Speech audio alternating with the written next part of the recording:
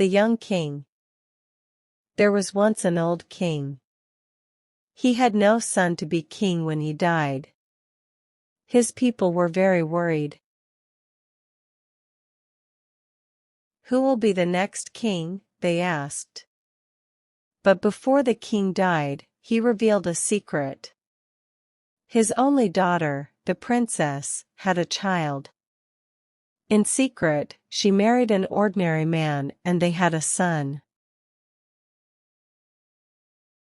Some people said her husband was an artist and some people said he was a musician. But his identity was a mystery and nobody knew about their secret son. When the baby was a week old, some men took him while his mother was sleeping. The princess died immediately. Some people said for sadness. Other people said someone gave her poison in a cup of wine. The men left the baby with a very poor family. This poor family lived in the forest and the boy became a shepherd. He looked after goats all day. The old king made an important decision. The boy must be the new king when I die, he said. He sent his servants into the forest. Find the boy and bring him here. The servants found the boy and brought him to the palace. When the boy arrived, he was very happy. He immediately fell in love with all the beautiful things around him. He took off his old leather tunic and put on his fine new clothes. Then he began to explore the castle. He ran from room to room admiring all the beautiful statues, paintings, and jewels in the palace. The people of the city talked about him. The young king spends all his time admiring statues, they said. Beauty and art are the most important things for him. In fact, the young king was so fascinated with beautiful objects that he wanted more of them. He sent merchants to India to buy ivory and jade. He sent men to Persia for silk carpets, and others to find amber in the north. He sent servants to look for green turquoise in the magic tombs of the Egyptian kings. The young king thought about all these things, but most of all, he thought about his coronation robe. He was 16 and it was his coronation day the next day. He was very happy because he had a beautiful coronation robe of gold, a crown of rubies, and a scepter of pearls. He ordered men to work night and day to prepare his coronation robes. Search the whole world for the biggest rubies for my crown and the most beautiful pearl for my scepter, he said.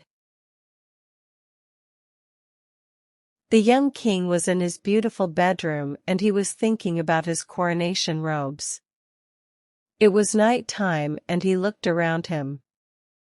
The room was full of silver and gold and beautiful colors.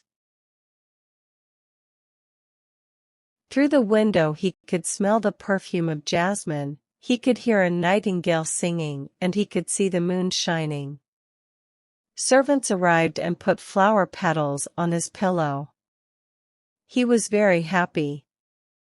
Tomorrow was his coronation day. He played beautiful music on his lute and at midnight he closed his eyes and went to sleep.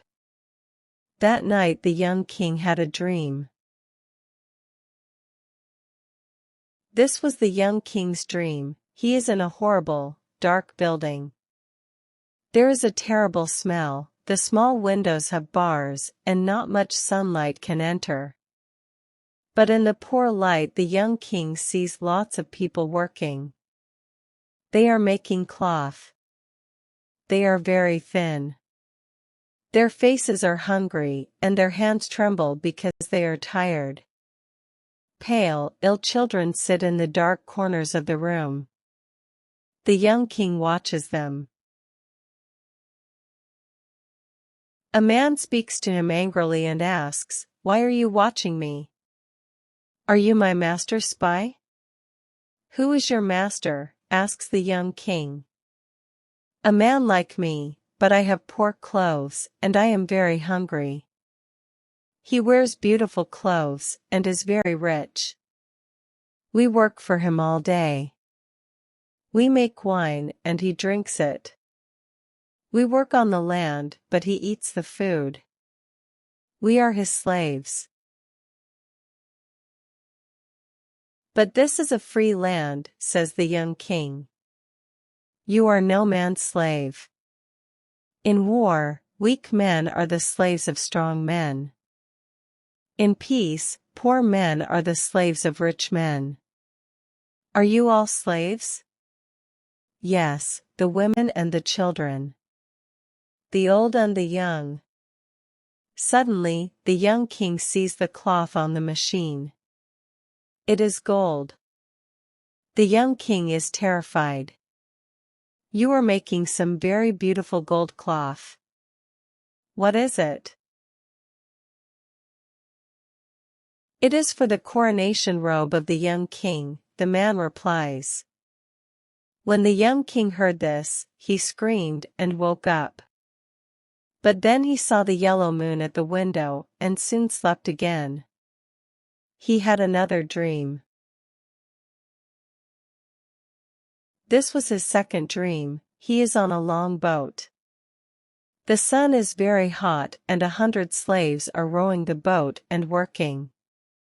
The master of the boat is giving orders. He is black like ebony, and has a red silk turban on his head. In his ears he has big silver earrings. Someone is whipping the slaves while they work. Finally, the boat arrives in a small bay and the master throws the anchor and a long rope ladder into the sea. Some men take the youngest slave. They tie a heavy stone to him and throw him into the sea. The young slave disappears into the water but returns to the boat many times. Every time he returns, he has a beautiful pearl in his hand. The master of the ship looks at the pearls and puts them into a little green bag. The young slave returns to the boat for the last time. He is very pale and tired. In his hand, he has a very beautiful pearl. The pearl is round and white like the moon. But the young slave's ears and nose are full of blood. He falls and dies, but the master of the boat laughs. He takes the pearl from the young slave's hand and the other slaves throw his dead body into the sea. "This pearl is for the scepter of the young king," he says. When the young king heard this, he screamed and woke up, but he saw the stars at the window and soon slept again. This was his third and last dream. He is in a tropical forest. It is full of strange fruit and beautiful, poisonous flowers. There are snakes in the grass, parrots in the trees and monkeys and peacocks all around. The young king sees lots of men working in a dry river. They are digging the ground and cutting big rocks and stones. Death and avarice are in a dark cavern. They are also watching the men. Death says to avarice, "Give me 1/3 of your men," but avarice refuses. "No. They are my servants," she says. Death is very angry when he hears this. He sends malaria to kill 1/3 of the men. "What have you got in your hand?" Death asks. 3 grains of corn. "But why are you interested?" she asks. Death says, "Give me 1 grain of corn to plant in my garden." But avarice replies, "No, it is my corn," and she hides the corn in her pocket. Again, Death is very angry when he hears this, and calls fever. Fever comes in a red robe like fire, he touches 1/3 of the men and kills them. Now give me a grain of corn for my garden, says Death. No, never, replies Avarice. Death is extremely angry and calls Plague. Plague arrives from the sky, flying like a bird, and kills the rest of the men. Avarice screams and runs into the forest. Death takes his red horse and rides away, fast like the wind. And then dragons and terrible monsters come out of the rivers and the valleys. The young king cries and says, "Who were those men? What were they doing?" "They were looking for rubies for a king's crown," replies a voice behind him. The young king turns and sees a man in white. This man has a mirror in his hand. "Which king?" he asks. "Look in this mirror and you will see the king," replies the man in white. He sees his face in the mirror, screams, and wakes up. He sees the sun shining at his window.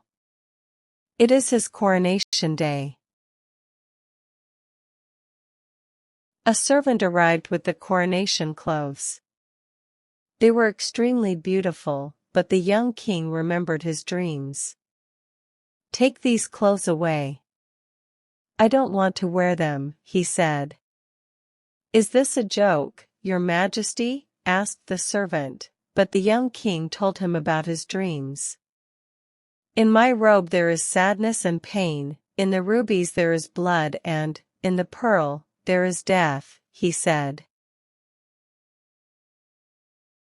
The servant replied, "Please forget your dreams. Put on the robe and the crown. The people will not recognize a king without a crown and a scepter." But the young king put on his old tunic from the forest and took his shepherd's staff. "I arrived in the palace with these clothes, and I will leave the palace with these clothes," he said. "Now I am ready for my coronation." A servant asked him, "Where is your crown?" And he took a briar of thorns from his balcony. "This will be my crown," he replied. The young king rode his horse to the cathedral. The people laughed when they saw him. "This is not the king, but the king's servant," they said. He explained his dreams, but one man was angry and said, "Do you not know that rich people give poor people work? It is difficult to work for a hard master, but it is more difficult to work for no master. Please return to the palace and put on your coronation robes." "The rich and the poor are brothers," he replied, but the people laughed again. He arrived at the great door of the cathedral, but the soldiers stopped him. "What do you want?" "Only the king can enter by this door." "I am the king," he replied. The bishop saw him and asked, "Where is your crown? Where is your scepter?" The young king told the bishop of his dreams, but the bishop answered, "Listen to me, I am an old man. There are many bad things in the world, but you cannot change them all. There are thieves and pirates and beggars, but you can't make these things disappear. They are too much for one person. Go back to the palace and put on your coronation clothes." But the young king passed the bishop and entered the cathedral. He went to the altar and looked at the image of Christ. He saw the light of the candles and the smoke of the incense. Suddenly a crowd of people ran into the cathedral. They had swords and were very angry. "Where is this king dressed in beggar's clothes?" they cried. "We must kill him, because a beggar cannot rule us. He will be bad for our country." But the young king prayed silently in front of the altar. Then he turned and looked at the people sadly. At that moment a ray of sun shone into the cathedral. It illuminated the young king at the altar. The sun made a beautiful robe around him, red roses grew on his dry crown of thorns and white lilies grew on his staff. The roses were redder than rubies and the lilies were whiter than pearls. Music started to play and voices started to sing. The glory of God filled the cathedral. The people knelt down. "He is crowned by someone greater than me," the bishop said, and he knelt in front of the young king.